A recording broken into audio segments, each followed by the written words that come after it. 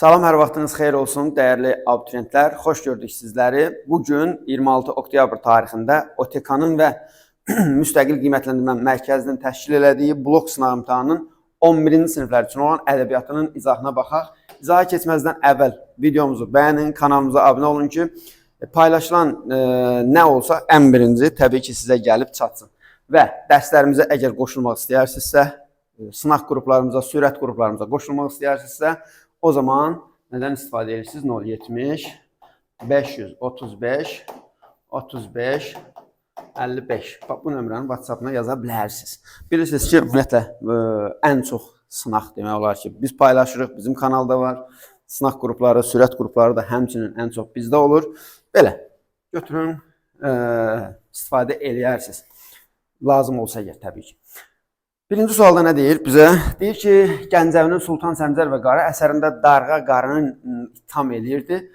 Axtarılan qatili evində gizlətməkdə. Çox sualların üstündə qalmayacağım. Digər variantlar hamısı təbii ki, səhvdir. Elə qatili evində gizlətməkdə ittiham eləyirdi. Sonra nə deyir? Ağıllı uşaq nağılının məzmununa əsasən səbəb-nəticə əlaqəsinin pozulduğu bəndi müəyyənləşdirin. Deyir ki, səbəb, xanın göndərdiyi adamlar hiləyə əl atırlar, qocalar inanıb, xoşluqla kənddən çıxırlar. Bu düzgün fikirdir. Yəni, qocalar hiləyə aldanıb gedirlər şəhərə. Sonra Əhməd qocadan məsləhət istəyir. Qoca xanın 2 sualına cavab tapır. Bəli, bir dənə sualına cavab tapa bilmir. Deməli, sonra bir dənə keçini bilmir ki, xanın sevdiyi hansı heyvandır. Səbəb, kəndlərdəki çoban Əhmədə qoyun dərisi verir, nəticə Əhməd xanın şəhərinə keçməyə nail olur. Təbii ki, belə idi. Səbəb, xan hörmətdən düşəcəyini düşünür, nəticə verdiyi sözü tutub qocaları azad edir. Bəli, hörmətdən düşəcəyini düşündüyü üçün sözünü tutur. Səbəb verib ki, kənddə dünya görmüş qocalar yaşayır, xan kəndi tuta bilmir. Axı, xan dünya görmüş qocalar yaşasa da, xan təbii ki, ona görə kəndi tuta bilmir. Yox, Əhmədin ağlına görə tuta bilmir. Yəni, cavab burada uyğunluğun pozulduğu variant odur. Növbəti suala, 63-cü suala baxaq. Nə deyir bizə? Nə deyir? Deyir ki, doğru fikri müəyyən edin. Mahnılar digər lirik folklor nümunələri ilə müqayisədə daha qədim deyil. Yanlışdır bu. Və sonra həcminin kiçik olması bayatların ifadə etdiyi mənanı məhdudlaşdırır. Xeyr, bayatlar dərin məna ifadə edə bilir. Laylalar körpəsini əyləndirən, əzləyib oynadan anaların oxuduğu nəğmələrdir. Oynadan mı? Əzləyib oynadan laylalar deyil, oxşamalardır. Uşağa təbii ki, əzləmək üçün layla deməzlər, təbii ki, oxşama deyərlər. Yatırmaq üçün də layla deyəcəklər. Mərasim nəğmələri xalqın məişəti və güzaranı ilə sıx bağlıdır. Elə bu olacaq cavabımız. Təbii ki, mərasim nəğmələri xalqın məişəti, güzaranı ilə bağlıdır. Əmək nəğmələri daha sonraki dövrdə yarandığı üçün təkmil janr hesab olunur. Əmək nəğmələri ən qədim janrlardandır, bilirsiniz, səhv fikirdir. Ona görə cavab D idi. Deyir ki, Kitab-ı Dədə Qorqud eposunda təbliğ olunur, vətən sevgisi təbliğ olunur, kafirə qan udurmaq deyə bir təbliğat yoxdur, el-obaya hörmət eləmək təbliğ olunur, tənqid olunur nələr? Düşmən qarşısında qorxaqlıq göstərmək, sizcə göstərmək, düşmən qarşısında qorxaqlıq göstərmək, bəli, tənqid olunur, belə bir şeylər tənqid olunur. Sonra deyir, yoxsul təbəqəni əzmək, deməli, tənqid olunur yenə, müharibələr aparmaq, tənqid olunurmu? Xeyr. Bir dəqiqə. Yoxsul təbəqəni əzmək tənqid olunur. Belə bir şey də yoxdur. Yox. Deməli, 1, 3, bir də 4 olacaq cavabımız. Bir dəqiqə, bağışlayın. Növbəti sualımıza baxaq. Uşaqlar, deməli, 65-ci sual. Cümlə necə tamamlansa, yaranan fikir həqiqəti əks etdirər. Qoşma və müxəmməs janrlarını birləşdirən ortaq xüsusiyyətdir. Həm heca, həm əruz vəznində yazılması qoşmaya aid deyil, müxəmməsdə var, əruz vəzində olur onsuz da. Heca vəzində də olan müxəmməslər var. Hər misrada 11 hecadan istifadə olunması. Bu da müxəmməsə aid deyil. Son beytdə, müəllifin beytdə, beyt deyə bir şey yoxdur. Bunların ikisi də bənddir. Şeir vahidinin eyni olması, bax bu fərq ikisinin oxşar cəhətidir. İkisində də bənd şəklində olur. Qafiyə sisteminin gəraylı ilə eyni olması, bu da qoşmaya aiddir. Müxəmməs beşlikdir, beşlik. Amma şeir vahidi, yəni bəndlər şəklində olması ikisində də eynidir. Növbəti sualımız 66. Deyir ki, uyğunsuz variantları seçəcəyik. Ağıllı uşaq və dərzi şagirdi Əhmədlə bağlı.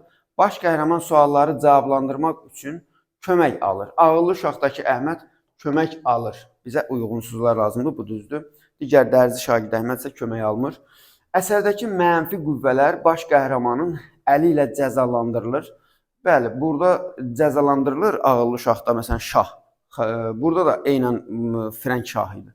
Ona görə bu ortaq olsa düz olardı. Aşağıda görürsünüz, xanalar var. Aid olduğu, indi bura baxaq, janr ədəbiyyatımızda nəsr formasında yaranır. Bu ortaq cəhətdir, ikisi də nağıl janrıdır. Yəni, ortaq olsaydı, aşağıda olsaydı düz olardı. Yadelli obrazda iştirak edir. Yadelli obraz, yəni Frənk padşahı var idi. Bunu haradasa düz götürə bilərik.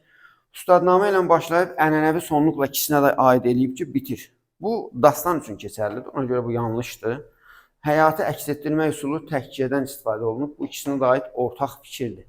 Bizə də yanlışları dediyinə görə biz götürəcəyik 2, 3 və 5. O da cavab C variantı. Növbəti sualımız, deməli, növbəti sualımız 67-ci suala baxaq. Aşıq yaradıcılığı haqqında verilmiş fikirlərdən hansı yanlışdır? Aşıq şeirlərində xalqın ictimai problemləri öz əksini tapır. Niyə olmasın ki? Doğrudur. Dastanlar da aşıq yaradıcılığının məhsuludur. Dastanlar, bəli, aşıq yaradıcılığının məhsulu hesab edilir. Qoşma və gəraylı bayatı aşıq yaradıcılığının ən geniş yayılmış janrlarıdır. Təbii ki, bu da doğrudur. Yəni, ən geniş yayılmış janrlar ilə qoşma, gəraylı bayatıdır.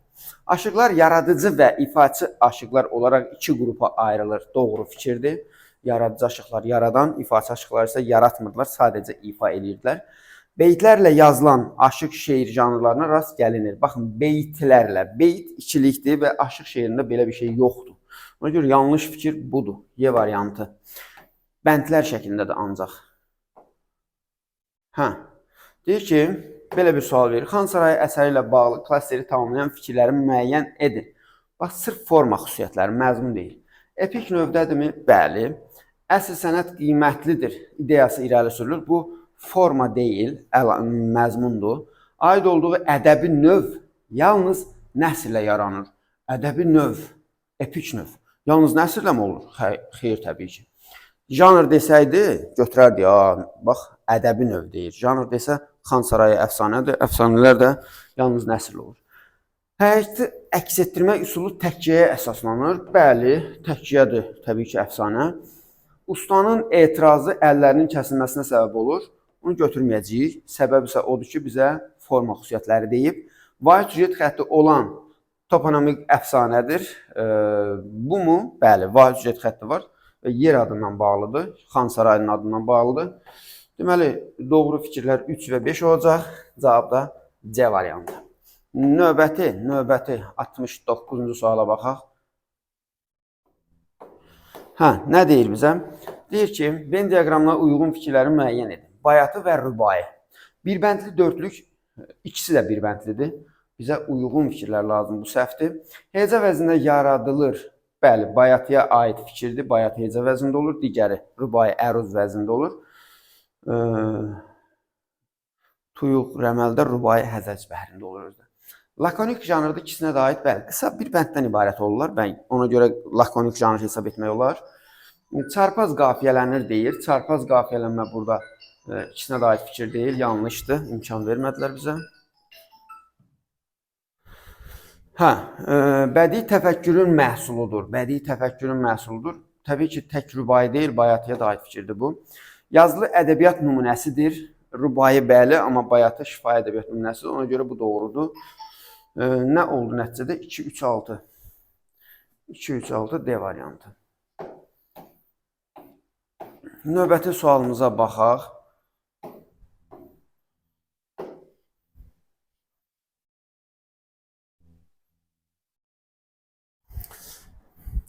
Basatın Təpəgözü öldürdüyü boydakı hansı hadisə digərlərindən sonra baş vermişdir? Burada isə imkan vermirlər bizə yenə. Digərlərindən daha sonra baş verir. Dədə Qorqudun Təpəgözlə sövdələşməsi, Basatın qınsız qılıncı əldə etməsi, Qazan xanı məğlub etməsi, Günbəzdən 7 qapının açılması və Təpəgözün öz üzüyünü Basata verməsi. Deməli, bunların arasında baxırıq, Basatın qınsız qılıncı əldə etməsi daha sonra baş verib. 71-ci suala baxaq. Təbii ki, Nizami Gəncəvin poemalarını birləşdirən cəhət nədir? Bir, onun humanist ideyaları, bir də şərəf pisliklərə nifrət. Tarixi mövzu birləşdirməz, çünki hamısında yoxdur bu. Şəxsiyyətin mənəvi azadlığı, bu da o qədər hamısında yoxdur. Məsələn, Leyli Məcnunda falan var. Cavab olacaq 1, 3. Belə. Növbəti sualımıza baxaq. 72-də deyir ki, uyğunsuzluğu müəyyənləşdirin. Misralarda hecaların say bərabərliyi heca vəzninin vacib əlamətidir. Doğruya doğru verib, fikir doğru, qabağında doğru. Sərbəst şeirdə misraların quruluşunda qafiyə sistemində sabit qaydalar var. Xeyir, yanlışdır, yanlışa yanlış verib. Əruz vəznində misra daxili bölgü zamanı söz parçalana bilər. Təbii ki, parçalanar əruz vəznində doğru fikirdir. Azərbaycan ədəbiyyatında əruz vəzninin tarixi daha qədimdir. Əruz vəzninin tarixi daha qədimdirmi? Təbii ki, yox, yanlışdır. Heca vəzni şifahi xalq ədəbiyyatında var. Bütün şeirlərdə rədifdən istifadə olunur. İstifadə mütləqdir özdə. Amma qabağına doğru yazıb. Olmaz axı. Rədif nə vacibdir ki, şeirdə olsun həmişə? Cavab A variantı, səhv. Sonraki sualımıza baxaq. 73-cü sualımıza baxaq. Deyir ki, Gəncəvinin İskəndərnamə poemasına aid olan doğru fikirləri müəyyənləşdirin. Müəllif baş qəhrəmanı nə qədər ideallaşdırsa da, onun qüsurlarını da gizlətmir. Əlbəttə ki, belədir. Nizami İskəndərin qüsurlarını gizlətmir. Hadisələr tarixi faktları təhrif etmədən təqdim olunur. Ola bilməz belə bir şey. Çünki tarixi hadisələr olduğu kimi verilməz. Ədalətli hökmdar obrazları ilə zalim və qəddar ölkə başçıları qarşı-qarşıya qoyulur. Bəli, ədalətli hökmdar İskəndər, digərləri isə bir çoxu zalim idi. İskəndər, məsələn, Zəngibar şahı və s. İskəndər səfər etdiyi heç bir ölkədə təkallahlığa sitayiş olunmur. Təbii ki, bu yanlışdır. Yəni, heç bir ölkədə demək olmaz. Məsələn, elə Bərdə ilə bağlı bu qənaətə gələ bilmərik. Baş qəhrəman eyni zamanda elmin inkişafında müstəsna xidmətləri olmuşdur. Bəli, təbii ki, 1-3-5 olacaqmı cavabı? Bəli, doğru fikirlər 1-3-5-dir. İskəndər elmi təşviq eləyirdi. Ona görə də xalq elmi öyrənməkdə maraqlı idi. Yaralı Şahın dastanı əsərlə bağlı yanlış. İnsan yalnız ağıl və zəka ilə parlaya biləcəyi vurğulanır. Təbii ki, doğrudur. Ağıllı baş bəla çəkməz ideyası təbliğ olunur. Düşmən üçün deyə bilərik bunda. Əxlaqi tərbiyəvi məzmunludurmu? Əlbəttə belədir. Çox şaxəli süjetə malikdir. Çox şaxəli. Bu roman deyil ki, bu bir balaca hekayədir. Çox şaxəli süjet olmaz. Səhv fikir, yanlış fikir odur. Əsərdəki hadisələr təkcə ilə çatdırılır. Bəli, təkcədir, balaca bir hekayədir. Ona görə doğru fikirdir.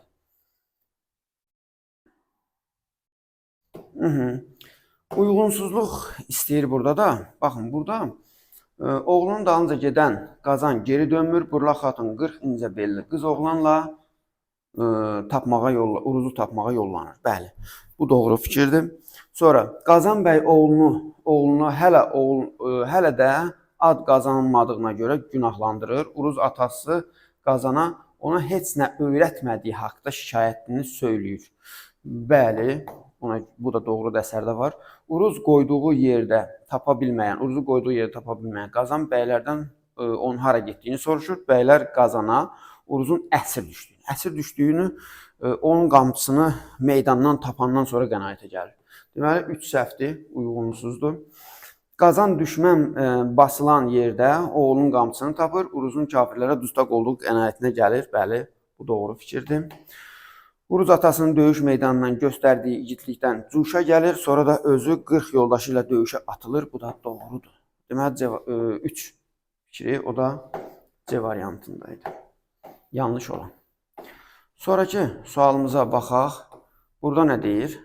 Ağıllı uşaq nağılı ilə bağlı hadisələrin yeri dəyişdirilsə, deməli, arıcılıq bərpa olunar. Əhmədin qocanın bacısına kömək etməsi, çobanın xanın keçisi haqqında məlumat verməsi, Əhmədin kəndin çobanından qoyun dərisi istəməsi.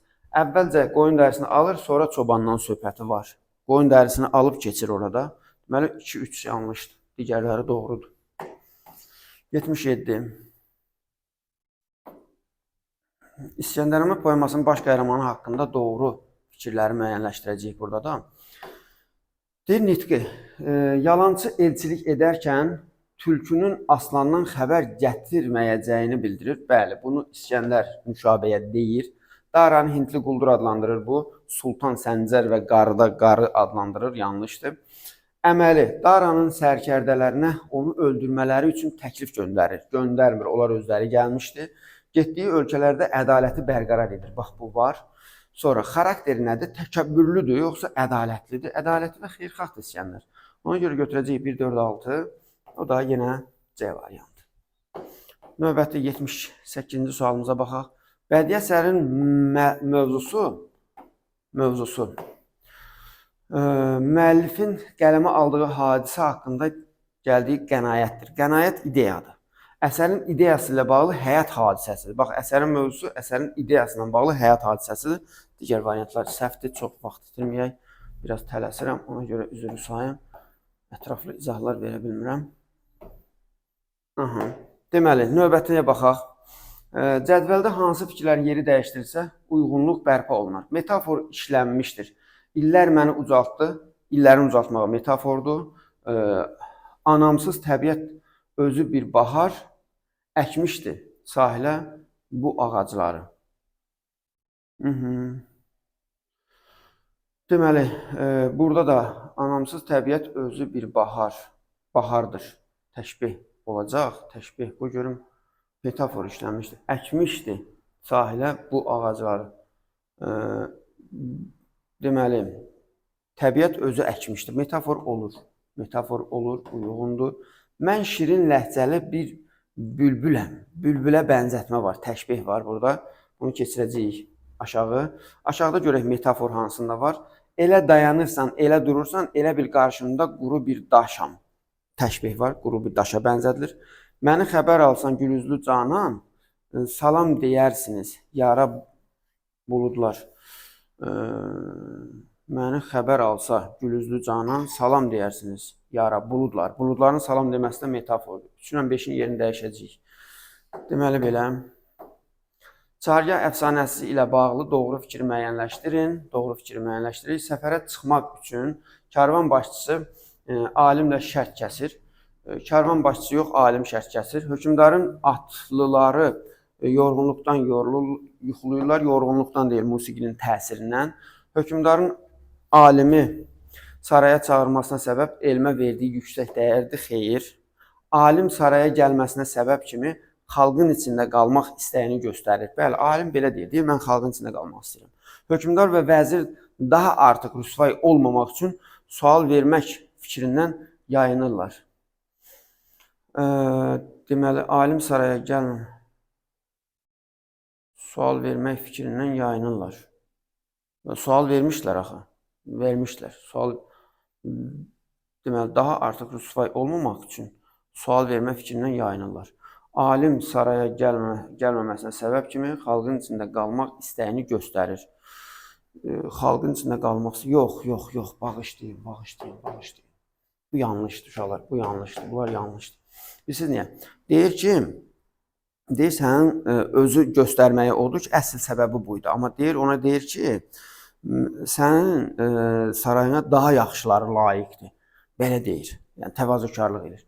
Hökümdar və vəzir daha artıq rüsvay olmamaq üçün sual vermək fikrindən yayınırlar. Bəli, artıq orada bir neçə sual hazırlamışlar, o suallardan yayınırlar deyək. Bunu nəzərdə tutur, cavab Y olacaq. Bir daha baxım, alim saraya gəlməməsinə səbəb kimi xalqın içində qalmaq istəyini göstərir. Bunu əsl səbəbi buydu, yenə deyirəm. Bunu amma hökmdara demir.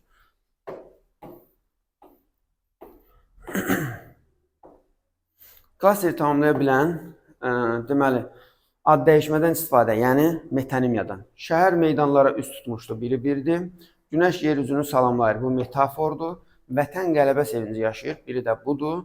Çöllər, dağlar, dənizlər bizi gözləyir, bu da metafordur. Deməli, 1-3 olacaq Y variantı. Sonra 82-ci suala baxaq. Azərbaycan şifahi xalq ədəbiyyatı haqqında hansı yanlış fikirdir? Xalqımızın tarixi və mədəniyyəti haqqında məlumat verən əsas mənbələrdəndir. Bəli, şifahi xalq ədəbiyyatı belədir. Ümumtürk folklorunun mühüm tərkib hissəsidir, təbii ki. Ədəbi növlərdən yalnız ikisinə aid yaradıcılıq. Axı şifahi xalq ədəbiyyatında dramatik növ də var. Epik, lirik, dramatik olur. Ona görə də cavabımız olacaq C variantı. Növbəti 83-cü suala baxaq. Metafor və mübaliğə əlamətin köçürülməsi əsasında yaranır. Təbii ki, bu köçürülmə metafordur, uyğunu deyil bizə. Emosionallığı artıran, emosionallığı metafor, sintaktik fiqurdur özə. Sintaktik fiqur deyil axı metafor, təsvir vasitəsi. Sintaktik fiqur ifadə vasitələrinə deyilir. Hadisələrin qabarıq şəkildə təqdimatıdır, qabarıq şəkildə bu olar. Sonra təsir gücünü artırır. Bu bədii təyindir, yanlışdır. Bir əşyanın özündən daha qüvvətli əşya bənzədilir. Mübaliğədə bənzətmək yoxdur, yanlışdır. Fikri obrazlı şəkildə çatdırmağa xidmət edir. Bəli, ikisi də obrazlı şəkildə çatdırır. Ona görə də burada cavab nə olur? Metafor üçün 1, 3, mübaliğə üçün 6 da ortaq. 1, 3, 6. Növbəti sualımıza baxaq. 84-cü sual. Qədim dövrə aiddir. Orta türk ədəbiyyatının formalaşması var idi. Anadilli poeziyanın inkişafı əslində ümumiyyətlə ədəbiyyatı nəzərə alsaq, bu olmalıdır. Amma mənə elə gəlir ki, bu sualda yalnız yazılı ədəbiyyatı nəzərə alıblar. Ona görə bilmirəm, bunu götürərlər ya yox. Yazılı ədəbiyyatı nəzərə alsalar, anadilli poeziya qədim dövrdə yoxdur. Amma şifahi xalq ədəbiyyatını nəzərə alsaq var. Musa Şəhəvətin, İsmail İbn Yəsərin yaradıcılığı var idi. Geniş həcmli epik poemaların yaranması qədim dövrdə 11-ci əsrə qədər yox idi. Deməli, nə olmuş oldu? 1 və 3.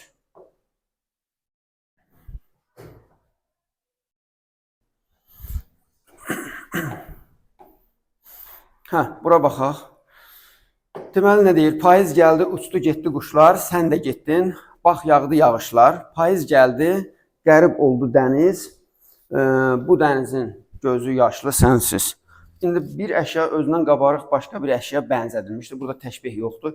İnsan və təbiət hadisəsi vəhdətdə verilmişdir. Bunu deyə bilərik.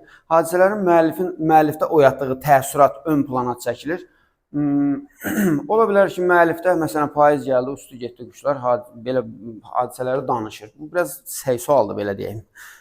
Aşıqın kədəri ilə təbiətin gözəlliyi qarşılaşdırılmışdır. Burada elə bir kədər və yaxud da qarşı tərəf görmədiyimizə görə bunu götürmərik. Bir əşyanın əlaməti digər bir əşyanın üzərinə köçürülmüşdür. Burada metafor varmı? Dənizin gözü yaşlı sənsiz. Dənizin gözü yaşlı. Dənizin gözü yaşlı olarmı? İnsana məxsus gözü yaşlı əlamət dənizin üzərinə köçürülür. 2, 3, 5 deyəcəyik. Bu belə. Növbəti. Gənclərə nəsihət əsəri ilə bağlı doğru fikirləri müəyyən edin. Fitnəkar gənclərə müraciətlə başlayır. Fitnə törətmə. Pis insanlara müraciətlə. Pis insanlara müraciətlə yekunlaşmır axı. Sonda müraciət yoxdur, belə deyək. Özündən kiçiklərə nəvazişin insanı kiçiltməyəcəyi, bax bu var. Ətrafdakılara dostluq münasibətini çoxaltmaq tövsiyə edilir. Xeyr, dostluğu az etmək lazım idi. Nadan adamlarla xoş münasibətin xeyir gətirməyəcəyindən bəhs olunur. Bəli, bunu deyə bilərik, nadandan uzaq olmaq. Bir də vəfa, etibar, vəfa küçəsində deyir ki,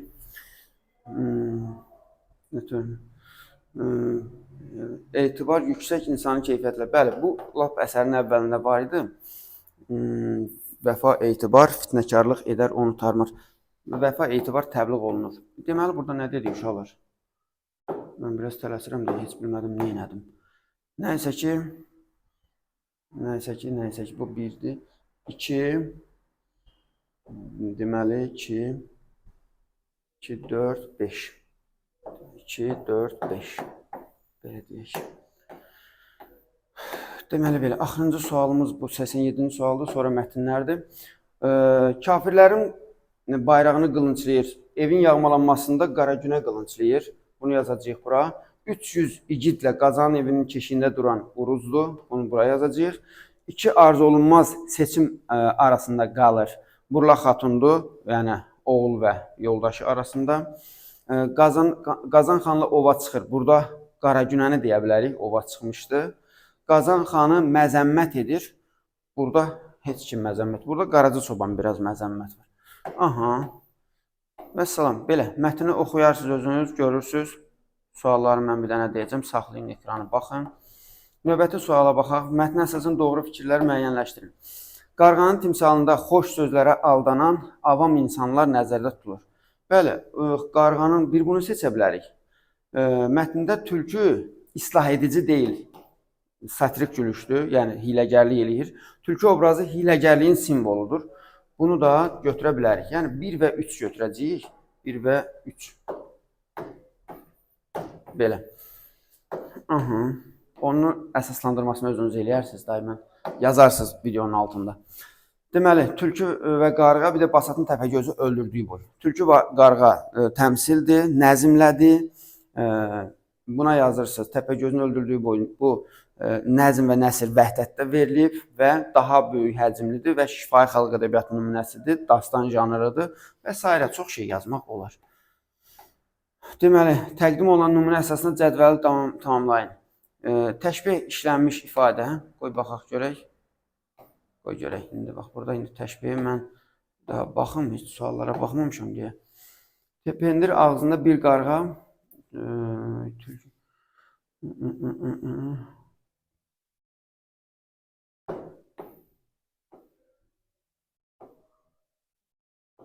İpək kimi, bax, tüklərindir ipək kimi pambıq. Məsələn, yazın, tüklərin ipək kimidir, tüklərini ipə bənzədib. Və